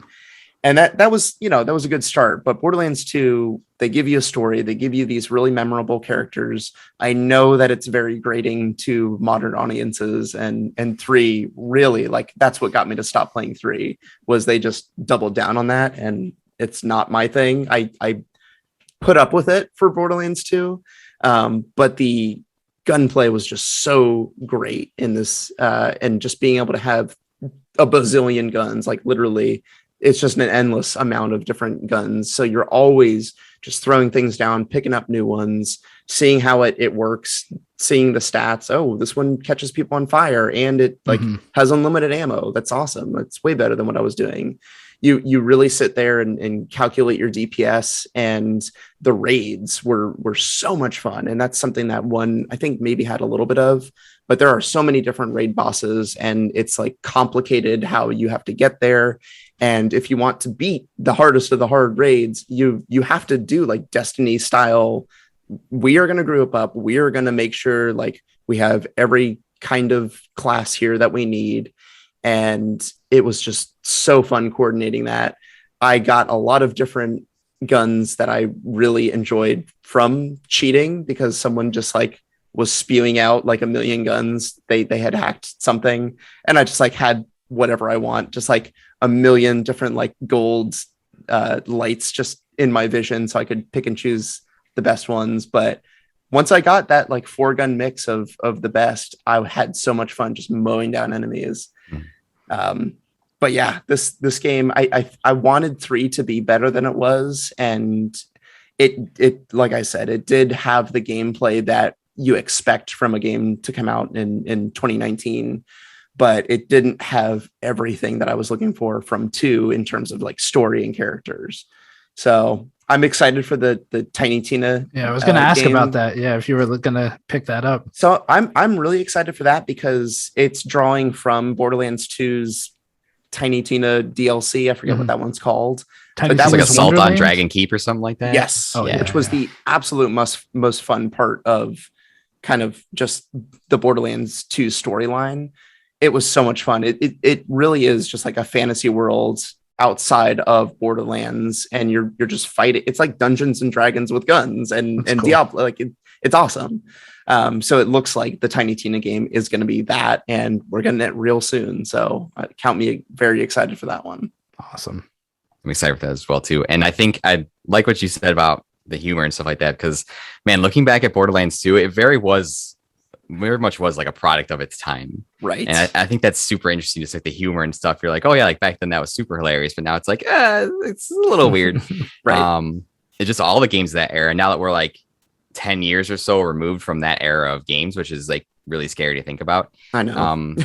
It's just kind of cool to see like that style and that kind of humor, and everything was either like that or everything was like gray and brown for some reason. Exactly. So yeah, I really like that a lot. That's again, Borderlands 2 is like probably the definitive experience for me as well. I didn't really play 3 just because didn't really have time to, and I was just like, I don't really need another Borderlands game in my life right now. Right. So it came out at the wrong time. I feel like people were ready for Borderlands 3 like 2 or 3 years, let's say, before it came out, and at that time we were like, yeah. And now we've just got so many looter shooters. Exactly. There's just so many of them. So it's a good one though. Yeah. I enjoyed what I played of it for sure. So I was at Five Below today. You familiar with the store? Five Below? Yeah. Guess what? They had a shelf full of Borderlands 3 for $5, and I didn't buy it. And I didn't buy it. Yeah. I was like, that's man, interesting.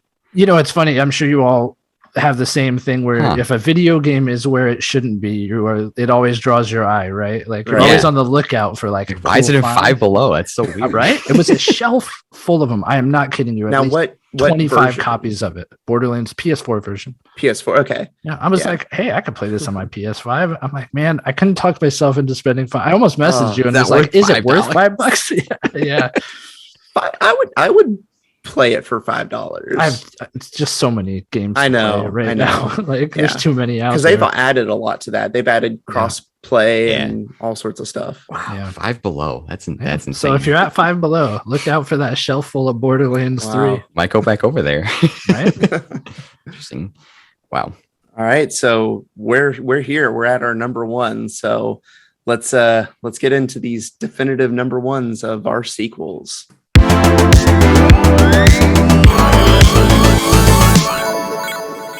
right, Eric, what have you got for us? Okay, so I went back and forth on this a lot for probably since June or July or whenever we determined I was coming out in September. This was difficult, but ultimately my number one for sequels was God of War 2018. Great pick. And I think because before this, like I said, I'd never played any God of War games before this. Like I knew of Kratos just because I'd seen the gameplay. I knew the story. You know, he's super hyper, super violent, God of War, murdering gods. Like I knew the story just because at the time it was so culturally relevant. The original God of War series, again, kind of like Borderlands 2, is very much a product of its time, where it was just like super hyper, super aggressive, and like, you know, suggestive themes and things like that. You're talking about all those grays and browns, right? Yes, like, a lot of grays. And like literally Kratos is gray. Like, they're just like, oh, let's make this guy gray. Which there are obviously good story reasons for that, but I digress. But God of War 2018 did something very much similar like Breath of the Wild. It made me care about a series that I didn't care about. It made me care about characters. I was just like, oh, Kratos, who cares? Like, he's just violent because he's angry and violent, whatever. But then they came out and they showed this just different side of him. This, you know, he just lost his wife and he's alone in this new foreign land raising a son, and he doesn't know how to be a father because all he's done is just murder gods his entire life. And he doesn't want to be a father, it seems. Exactly. And he comes to this new land to try and just start over and like have a new lease on life. And it's just like terrible things keep following him. And it's just like Santa Monica Studios just did such an incredible job with this game. And it's just the way it's like a seamless, there are no loading screens. Obviously they hide loading screens behind different stuff, but it's just like a continuous experience from start to finish. And just one shot. Crazy. To see how Kratos just grows alongside his son, to the point where he's very cold towards his son. To the end of the game where he's like, this is my past. This is what I did. This, and like kind of coming to terms with his kid is like, oh, I'm like a god and stuff like that. It's just so moving, especially in, and I don't know if this is true or not, but I don't see like a lot of like touching father-son stories in games. I feel like that's like not an area where it's like not really treaded on a lot. Like obviously you see like child-parent relationships like Joel and Ellie or from Last of Us, but I haven't ever really seen like explicitly like father-son, not like this, that kind of that strained relationship. And that hit me like way harder than I thought to, where I was like, when I finished this game, I was almost moved to tears, which it's only ever happened a couple of times when I've played games. So, and then just the gameplay, the Leviathan axe feels so good when you're chucking that thing around. It's just, I can't say enough good things about this game. And it's very, very quickly like made the second one, Ragnarok, like my most anticipated game ever. I can't say enough good things about this game. No, like the whole Blades of Chaos moment too. Talk about the Leviathan axe, but when you're like going back to, oh gosh, it's so good. And that gave me chills. And I'd never even played the other 3 or 4 games that there were, but I knew the significance of this just from based on the history. And I think that's something really good they did with the sequel too, is they made it accessible for people who hadn't played the original series, which was awesome. So can't say enough good things about this one, boys. So when you talk about the emotion involved in this game, there's so much unsaid there too. Like you had said, oh, it seems like he doesn't want to be a father, but you know, it's never explicitly mentioned in the game, but you get the feeling that he doesn't think he can be a father. That's why he doesn't want to be, because he has so much anger from that past history you were mentioning, Eric, of just killing gods. It's all he knows. And he has to find a way to not only cope with his anger, but like make a capable child without like ruining the kid. Right. Well, and he for had his own family shortcomings. Yeah. He had a family before. So it's like, I'm not going to do this again. So to and be able to losing his family again, essentially. Right. No, it is. It's heavy stuff for sure. It's so good. And it's so well acted, and like the little facial animations just say so much. It's just, it's beautiful. They casted everybody perfectly, and Bear McCreary, the soundtrack is just, God. It's so good. Yeah, no, absolutely, man. I think we were all wowed by that first trailer, because you just hear like, oh, there's a God of War game, like fine. Ascension, that was horrible. Everyone hated it. And then just to do an about face and give us something completely new is just, it's unbelievable. And in the first 5 minutes, you know, it starts with him in that tree, and then it's all quiet and there's no action. This and is not just like, wait, like, what is this? Yeah. Right. heavy dialogue being spoken. It's just like, whoa, it was incredible. Very few instances I can think of in gaming where there's such a serious like franchise transformation from one game to the next. Like it's insane. Yeah. That's my number one. Moving on to my number one, longtime listeners of the show will probably not be too surprised that my number one is, of course, Weapon Lord 2. Perfect. Doesn't exist. No, it doesn't exist. My number one is God of War 2018. Nice. Yeah. Wow. It's everything that Eric just said. This and that I elaborated on as well. This game just like, it makes you feel real emotion. It's incredible. And then, we're talking about Kratos and his son, but there's Freya and Balder and that dynamic too. And all these other side characters that are just a joy to be around. Brock and Sindri, right? Like they're so good. Another dynamic duo. Yeah. Right? Yeah. And gosh, oh my God, I'm such a terrible video game fan. What's the name of the head? Mimir. Yeah. Oh, I totally forgot about Mimir, but he's amazing. Yeah.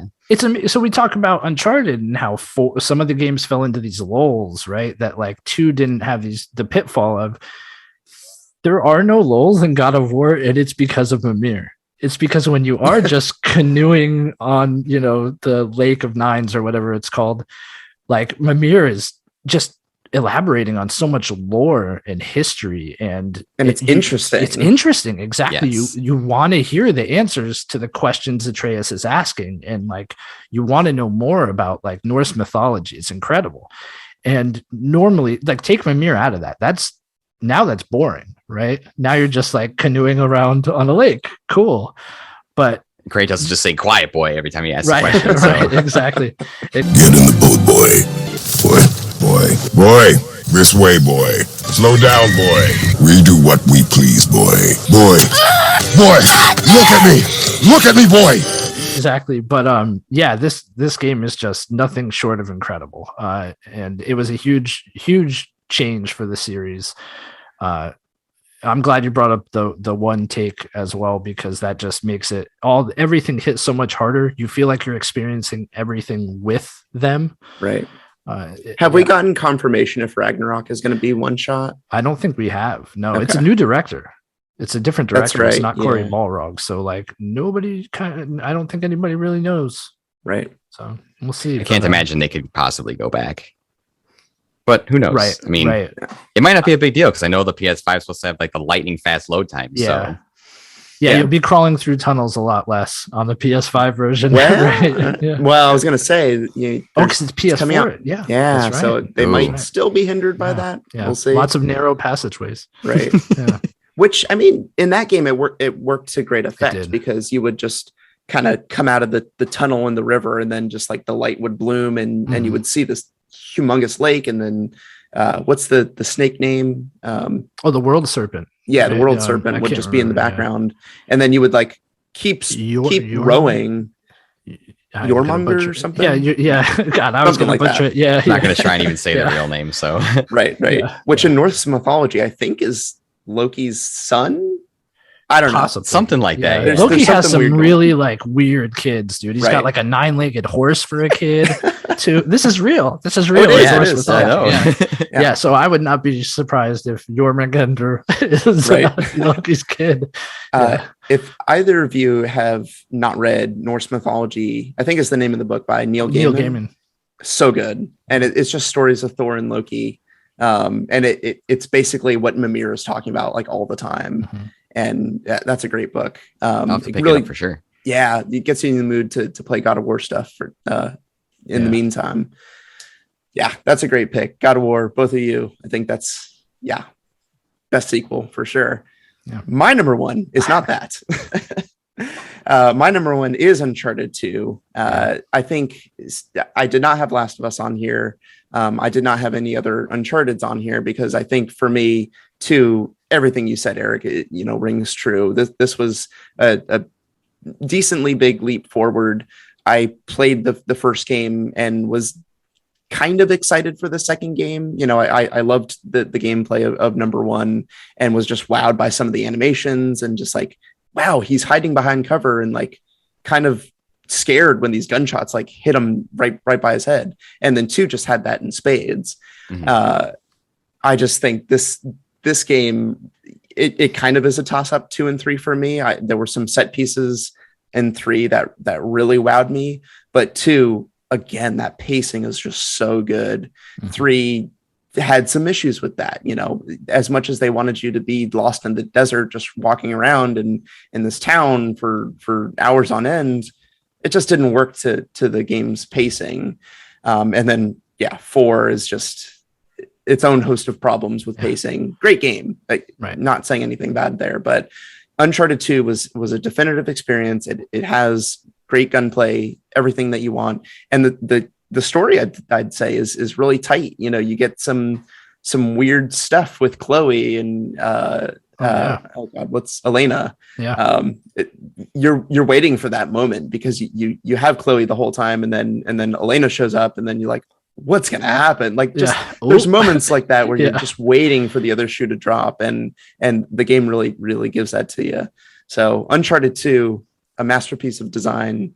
And I knew that Last of Us was going to be on your list, Ryan. So I skipped that one. Yeah, I do find it interesting that you included Uncharted 2 and not The Last of Us 2. And I it's okay if it's not just because you knew it was going to be on my list. Uncharted means more to me than The Last of Us. Yeah, I thought it I thought as much. Yeah.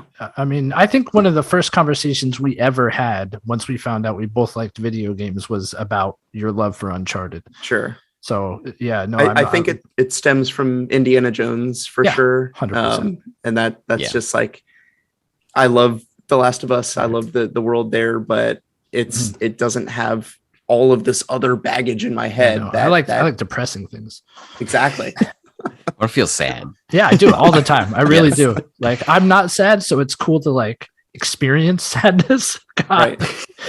So, Eric, I just want to mow down 50 people. What's it like to feel? God, that's terrible. And I think too, this just to touch on Uncharted 2 as well. It's like Naughty Dog had always been like before this, like the Crash Bandicoot and Jack and Daxter developer, right? Right. But I feel like especially with Uncharted 2, people were like, "Whoa, okay, like these guys are serious." As a developer, it's like their best sequel. Like, it's just put them on the bar map. none. Yeah. Did one have Blind Fire? Or was that a development? I think so. Okay. I think so. Because I feel like I can throw a grenade behind me in that game. And yeah. I don't know. You did have to flick the controller, so maybe not. So really briefly talking about Indiana Jones, Eric, I don't know if you're aware of this. We are sitting with a Kingdom of the Crystal Skull apologist right now. I dressed up for that movie and went opening night. And that's okay. That's forgivable. You defend it. That's the thing. Yeah. It's a bad. It's certainly a movie, that's for sure. But a good movie. So going off the rails, one thing I didn't play a game. I watched the Hobbit series. I started watching that with my wife over the last week, and I have to say this on the show. There's a reason why. I have said before on the show, like, they're not that bad. They're not as bad as everybody makes them out to be. I have to rescind that statement. These movies are really, really bad. I found myself watching them and thinking, like, what would Tolkien feel about these movies? And it wouldn't be good. That's all I'm going to say. It wouldn't be good. What would he say at the part where Legolas is in the barrel, just rolling down the river? I don't think Legolas doesn't get in a barrel. The dwarves do. Who does? I think that was in the book. I think that was in the book, though, wasn't it? Yeah, but it looks so bad. Oh, I remember so that being really. And there are those shots that like are so obvious green screen. And I know like Weta, who does the special effects, do phenomenal work. So it had to be a matter of time or budget, you know?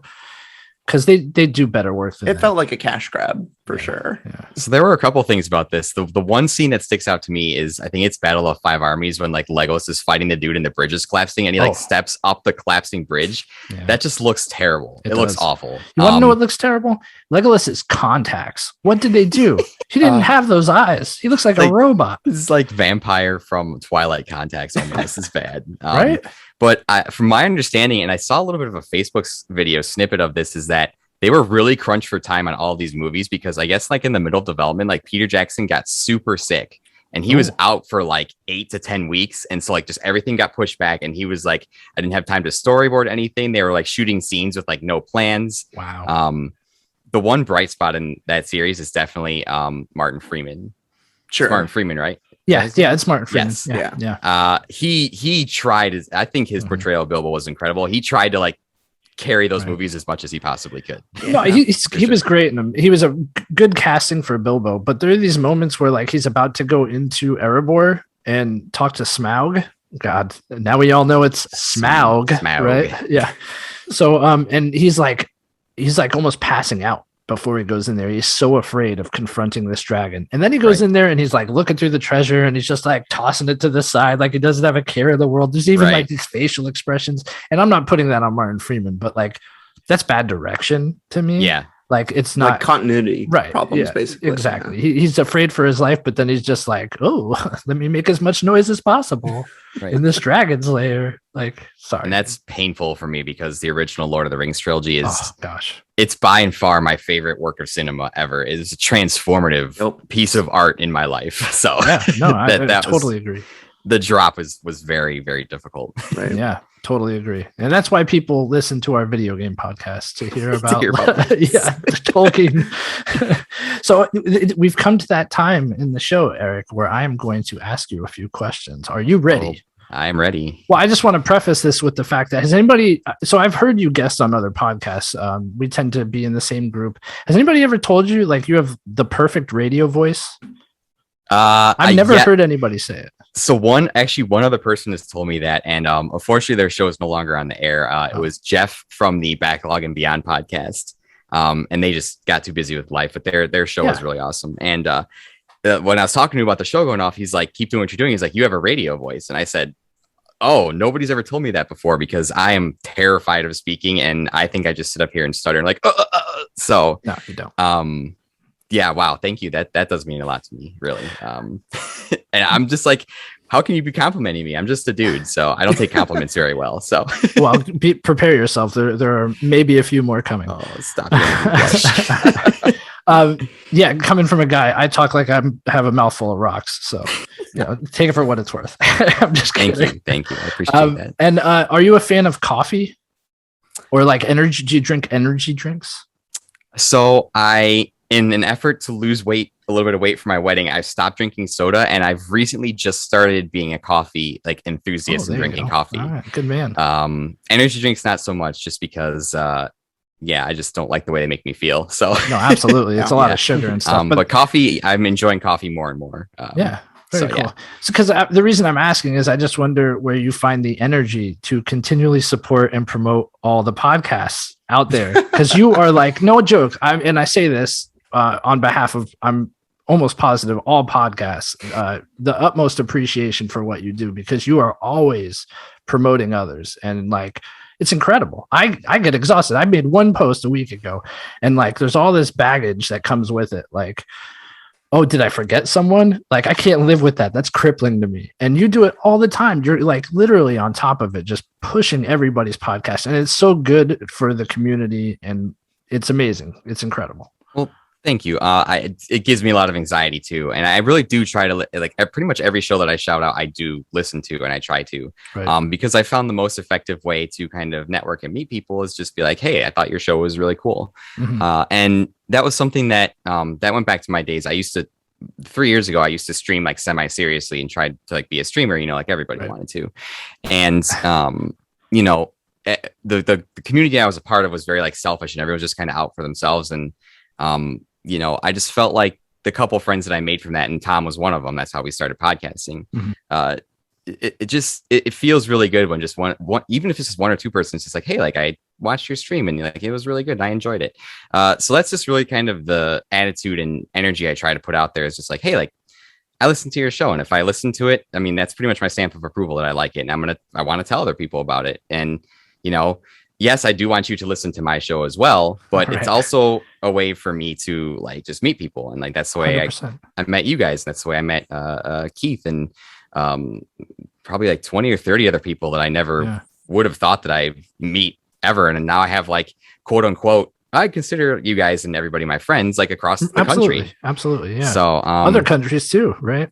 Yeah. Even so, like, I mean, I know a couple in the UK, and then even in Australia and some other places. I have a 1% listen rate in Lebanon, which is really strange. So it's just Yeah, it's crazy. I think we lost our listener in France, but c'est la vie. Oh, that's why we lost. No, I'm kidding. I love France. It was just a joke. Yeah, I just want everyone to know that I'm listening to their stuff, and I hope it makes your day, that lets you know that even though I like post you guys every week, I just want you to know that, hey, I'm listening and I love your stuff. So no, and I do too, actually. And you're a big reason why that I started, because I used to listen to bigger gaming podcasts, and I started listening to smaller ones, mostly because you were putting them out there. And I'm like, hey, you know what? I should give these guys a try too. There's so much good content out there, and it's not always the big people providing it. So I do listen to a lot of those podcasts because you told me about them, basically, whether you know it or not. In your stories, you were telling me about them, and I just don't always mention it, but good for you, man. It's really impressive. No joke. So I do have another question. Do you have any hobbies outside of gaming that people may not know about?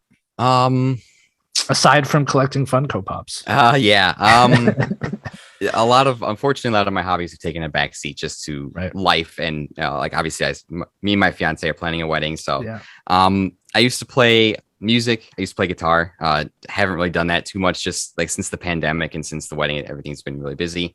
I'm doing that. I'm self-taught graphic designer. I really enjoy designing like logos and branding and stuff like that. And that goes, I have a degree in marketing, so it kind of ties in with that.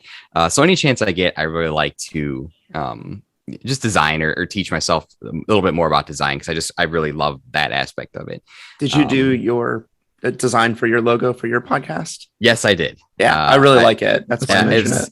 And really, it's just kind of, I just throw stuff at the wall till it sticks. So I was like, side questing, arrows this way, that way, arrows, and then rainbow. It just worked. I don't know. Oh, it's cool. So and that's really a couple. And then I like to just, me and my fiance really like to watch TV shows, and then I just play games whenever I can. So, all right, favorite TV show, if you had to pick one that's like right now, contemporary, Contemporary? Yeah. Man, I've been on the Marvel kick lately. Me too. Me too, buddy. Loki and WandaVision, all those. Man, Loki was nuts. Yeah. So WandaVision was probably my favorite, but that was good too. What If is really, really good. I enjoy that too. Just the possibilities are endless, and obviously the Disney machine ain't no stopping that. But probably that and the Mandalorian. Like Mandalorian was like so good. Like I'm not a huge Star Wars fan. I enjoy it, but I was like, man, this is nuts what they're doing with that. But probably my overall favorite TV show of all time, definitely Breaking Bad. Okay, very good. That's just cool. Perfect. Couldn't make it through it. Oh no! Really? Yeah. Well, there's a pretty graphic scene with Jesse's girlfriend that I just couldn't. That was totally. That was rough. I agree. That was the breaking difficult point for me. Yeah, I didn't make it beyond that. Yeah, that's understandable. So, what is your best gaming memory? Do you have one? Does it have to do with Kingdom Hearts 2? Oh man, the day I bought it. Hold on, wait, whoa, go back. I was convinced Final Fantasy 9 was going to be on your list. What in the world is happening here? He thought he could get by. What happened there? So as soon as I knew this was the topic, I collabed with Keith, because I talked to Keith a lot. We're pretty close friends, and I was like, I didn't want him to know that this was the topic, but I was like, Keith, I'm having an existential crisis, because I started thinking about it, like, what is the definition of a sequel? And we both arrived at the fact that Final Fantasy 9 wasn't a direct sequel, because it's kind of its own game. So we consider, like, if Final Fantasy X-2 is a sequel to Final Fantasy X, and the 13 games are sequels, but the numbered sequels aren't direct sequels to each other. So that was kind of part of my decision to leave it off. Kind of like my logic that Final Fantasy shouldn't be a franchise, because they could all be their own things. Essentially, yes, because there's only supposed to be one last game before that studio shut down. And then obviously here we are 80 games later. I don't know. So, so if you had to come up with a title for Final Fantasy 9, what would you call it? Oh man. Probably just Vivi's Quest, because cool. To me that's who that game is about, for sure. But that's why I left it off. Otherwise, it would have been number one, hand over fist, for sure. Yeah, I figured. It's like your favorite game of all time, right? Yeah, it's very. I just won't start, because we'll talk about that for hours. I'll just rant for hours. So you guys will be sleeping at the desk. So, hey Ryan, I have a question. Okay. So we were talking about Super Smash Brothers. I think we have one character left for the DLC that's rounding out Ultimate. What would your who hasn't been listed yet, what would your Smash character be? Well, I have two that I always say. So the meme pick is obviously Waluigi. Like, Sure. just do it already. That's Come my on. Right. Yeah. Like it's got to happen. Like Sakurai, if this is going to be the last character, give the people what they want. Seriously. For me, and I know this will probably never happen because of licensing. I always really wanted Gino from Mario RPG to be in there. That would be a good one. That's who I really wanted. I know he's already a me fighter costume, whatever. Right. But Same with Waluigi. There's issues like with trophies and stuff. This is what they claim, at least. I mean, listen, if the fans wanted it, like, let's make it happen. But all the other ones that people say, like, put Goku in there, Master Chief, like, I'm like, oh, that's a little much. Like, let's do something. And just please not another Fire Emblem character. Please. I know. Like, I love Fire Emblem. It's a great series, but there's too many. There's just too many. Watch, they're gonna not put Gino, but they're gonna put like Mallow in there or something instead. That wouldn't be the worst thing. Yeah, ever. no, I mean, yeah. I wouldn't mind. So Crash would be good. I've lobbied for Crash. Yeah. Or even Spyro, one of those two. Oh, for Spyro sure. would be good too. Yeah. Yeah, Well, I they're already doing got crosses. Banjo, so that You was could do my anything. definitive one. Because this is toss Kratos in there. Right. Nobody Right. cares about licenses when it comes to Fortnite and Smash. Right. Like, Right. whatever. Yeah, definitely. Yeah. So A few different choices there. Any game recommendations for our listeners? This is the last question I'll end on. oh man. Yeah, if you haven't played the best store, go do that for sure. That's one of my surprise hits of the year for sure. I was a little skeptical about it, but then ended up playing it, ended up being great. Obviously pick up that. If you haven't gotten a chance to play Final Fantasy 9, go play Final Fantasy 9. Definitely. I love 7. I respect 7 and 8 in their place in the series, obviously, but 9 just got a charm and something else to it. I can't quite put my finger on it, but it's great. Definitely that for sure. Those would probably be my two that I recommend to everybody. And if you're looking for games this year, if you're not a fan of the Monster Hunter series, Monster Hunter Rise on Switch is a great place to jump in. Something else, it's Souls-like difficulty of that game. Just the something about fighting giant dinosaurs with a giant sword is just it just itches a spot. I don't know what it is. So Pretty cool. Yeah, but those are a couple of my recommendations for sure. Very good. Very good. Do you want to shout yourself out? This is your time now. I never remember my socials, so let's see how this goes. So you can find me. I'm on Twitter. My personal Twitter account is @TheOneTrueSire. You can also find the podcast. I believe we're @PodSideQuest on Twitter. My co-host Tom, you can find him @RedRival26, and he also streams on Twitch, twitch.tv/RedRival26. And man, Tom will play anything and everything. If you have a game that you want to talk about, guarantee you Tom has played it extensively and has an opinion on it, because I host the show, but Tom is the wealth of knowledge for sure. So and then you can find us wherever you find your podcasts, obviously Spotify, Apple, all those big ones. And if we're not where you'd prefer to listen to, like if you want to listen to it on like some small little like thing, just let me know and I'll get it up there for you. So people should be able to listen where they want to, Yeah, and absolutely. I think that's just about everything. And then Instagram is where I do all the shout outs, SideQuesting Podcast. Very cool. And then just if you like to talk, I'll message me. I'll talk about games all the time, even if it's something I've never played. So yeah. Cool. Well, we appreciate it, man. Thank you so much for your time. And did you have a good time? Did you enjoy it? This was a blast. And I got to say, man, I stressed about this list for 4 months. So I don't know how you guys do this on a weekly basis. Like the pressure was real. The secret is to just not care. Like I am putting out what I want to put out, and like people have a choice, right? People have a choice. They could tune in or they could tune out, and like, hey, I'm comfortable with your choice. I think at the beginning we kind of stressed about like, oh, we don't have a list. Like, what are we going to do? Yeah. And now we just have like lists upon lists that we're ready to go with. Yeah. That's awesome. Yeah. You guys do a great job of the format. It's a blast listening to you guys every week, and just to come on the show was like, I mean, this is like a dream come true, but like it was awesome to be a part of it for sure. Yeah, no, man, the pleasure is all ours for sure. Absolutely. And if you want to find us on social media, they'll be in the links in the show notes below. I'm not going to go through the whole rant and all that stuff. I will give that DKAC remix link, because that is very important to listen to. For me, I want to hear it. Yeah. Yeah. So do we have an episode next week, Brian? We do. So we have not covered the news of September. So we will be delving into that. We have held our tongue for so long with all that PlayStation Showcase news. We've been dying to talk about it. So we'll finally be able to breathe a little life into it. I mean, I think we've probably learned more since then, so we can give a little more updates on what's happened. But yeah, tune in for the news next week.